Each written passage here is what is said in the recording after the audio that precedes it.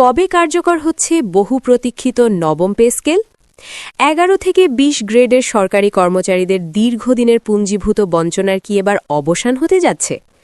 নতুন পে স্কেলে কার বেতন কত বাড়বে? সর্বনিম্ন বেতন কি সত্যিই ৩৫,০০০ টাকা হতে যাচ্ছে? আর সবচেয়ে বড় প্রশ্ন, ত্রয়োদশ জাতীয় সংসদ নির্বাচনের পর নতুন সরকার ক্ষমতায় আসতেই কেন সরকারি কর্মচারীরা নতুন উদ্যমে মাঠে নামছেন?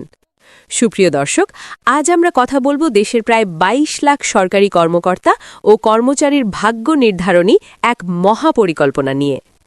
এখন টিভি এবং বিভিন্ন জাতীয় দৈনিকের প্রতিবেদন অনুযায়ী বৈষম্য নিরসন ও নতুন বেতন কাঠামো বাস্তবায়নে সরকারি কর্মচারীর দাবি আদায় ঐক্য পরিষদ নিয়েছে এক বিশাল কর্মসূচি। ভিডিওটি শুরু করার আগে ক্রেডিট দিচ্ছি এখন টিভি কর্তৃপক্ষকে, যাদের সংবাদের সূত্র ধরে আমরা আজকের এই বিশ্লেষণমূলক প্রতিবেদনটি সাজিয়েছি। আজকের ভিডিওতে আমরা শুধু দাবিগুলো নিয়েই কথা বলবো না, বরং বেতন কাঠামোর গাণিতিক হিসাব এবং গ্রেড বিন্যাস নিয়েও আলোচনা করব। আর হ্যাঁ, ভিডিওর একদম শেষ অংশে আপনাদের জন্য এমন কিছু গোপন ও চাঞ্চল্যকর তথ্য দেব যা হয়তো আপনি আগে কখনো কল্পনাও করেননি। তাই শেষ পর্যন্ত আমাদের সাথেই থাকুন। দর্শক, আমরা সবাই জানি ২০১৫ সালে সর্বশেষ অষ্টম পে স্কেল ঘোষণা করা হয়েছিল। এরপর কেটে গেছে দীর্ঘ ৯টি বছর। এই সময়ে জীবনযাত্রার ব্যয় বেড়েছে কয়েক গুণ। মুদ্রাস্ফীতির করাল গ্রাসে বিশেষ করে ১১ থেকে ২০ গ্রেডের কর্মচারীরা এখন দিশেহারা। সচিবালয়ের ভেতরে ও বাইরের বৈষম্য এখন আকাশচুম্বী। ঠিক এই প্রেক্ষাপটে সরকারি কর্মচারী দাবি আদায় ঐক্য পরিষদ তাদের নতুন কর্মপরিকল্পনা ঘোষণা করেছে। তাদের মূল লক্ষ্য এখন নবম পে স্কেল বাস্তবায়ন। আপনারা জানলে অবাক হবেন, এবারের দাবিগুলো শুধু বেতন বাড়ানোর মধ্যে সীমাবদ্ধ নয়, বরং এটি একটি পূর্ণাঙ্গ প্রশাসনিক সংস্কারের দাবি। সংগঠনটির মুখ্য সমন্বয়ক ওয়ারেস আলী স্পষ্ট করে বলেছেন, প্রজাতন্ত্রের নিম্নবর্গের কর্মচারীরা বর্তমান বাজার মূল্যের সাথে তাল মেলাতে না পেরে মানবেতর জীবনযাপন করছেন। জুলাই ২০২৪-এর বৈষম্য বিরোধী আন্দোলনের চেতনাকে ধারণ করে তারা এবার আর ঘরে বসে থাকবেন না।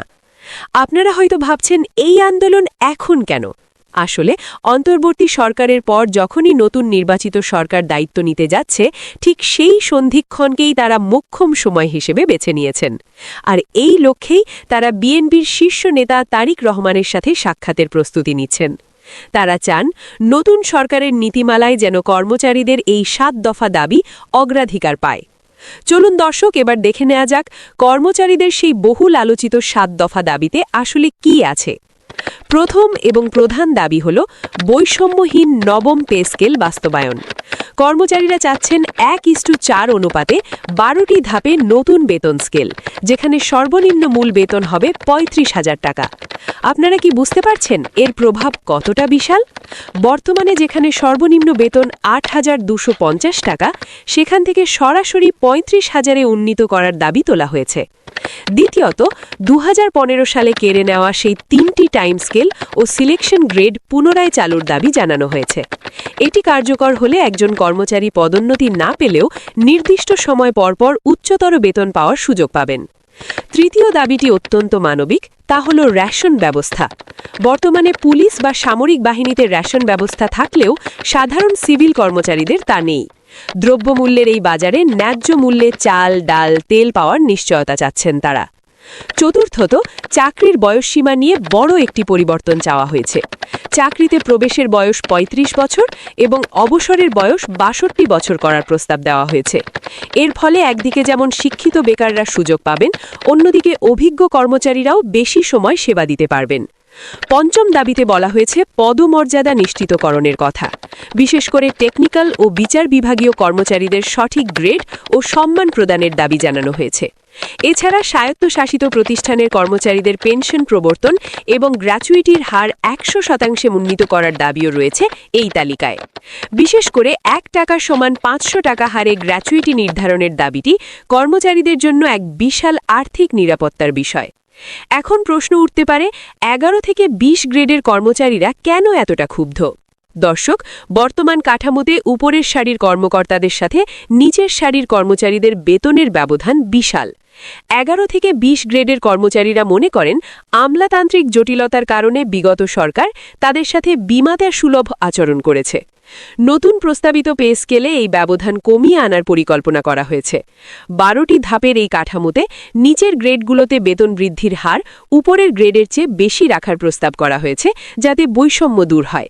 এতে করে লাভবান হবেন মূলত মাঠ পর্যায়ের শিক্ষক, ক্লার্ক এবং অফিস সহায়করা। তারা মনে করছেন, যদি ৩৫,০০০ টাকার ন্যূনতম বেতন নিশ্চিত করা যায়, তবেই কেবল পরিবার নিয়ে ডাল ভাত খেয়ে বেঁচে থাকা সম্ভব। আপনারা অনেকেই প্রশ্ন করেছেন, তারেক রহমানের সাথে এই সাক্ষাতের চেষ্টা কেন? এর রাজনৈতিক গুরুত্ব অনেক। সরকারি কর্মচারীর দাবি আদায় ঐক্য পরিষদ জানে যে ভবিষ্যৎ রাজনৈতিক পট পরিবর্তনে যারা নেতৃত্বে থাকবেন, তাদের সমর্থন ছাড়া এত বড় পরিবর্তন সম্ভব নয়। তারা আমলাতান্ত্রিক জটিলতা এড়াতে